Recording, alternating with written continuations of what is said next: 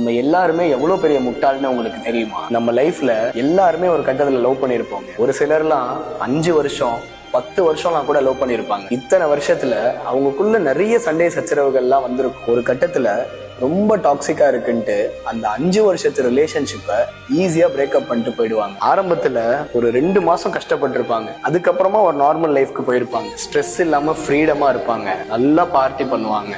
சூப்பரா எக்ஸ்ப்ளோர் பண்ணி பார்ப்பாங்க. ஆனா இந்த இடத்துல தான் அவங்க எல்லாருமே முட்டாளாகிறாங்க. ஸ்டார்டிங் ஆஃப் ரிலேஷன்ஷிப்ல கியூட்டா தெரியுற சின்ன சின்ன சண்டைகள் தான் வருஷங்கள் ஆக ஆக டாக்ஸிக்கா மாறுது. 5-10 வருஷத்துக்கே இது டாக்ஸிக்கா இருக்குன்னு நம்மலாம் பிரேக்அப் பண்ணிட்டு போறோமே. ஆனா இந்த முட்டாள் மூளைக்கு தெரியல, அடுத்த 50 வருஷத்துக்கும் இதே மாதிரி ஏதோ ஒரு லைஃப் பார்ட்னரோட தான் நம்ம வாழ்க்கையை வாழ போறோம். இதுல இருந்து நான் ஒண்ணு மட்டும் சொல்லிக்கிறேன்.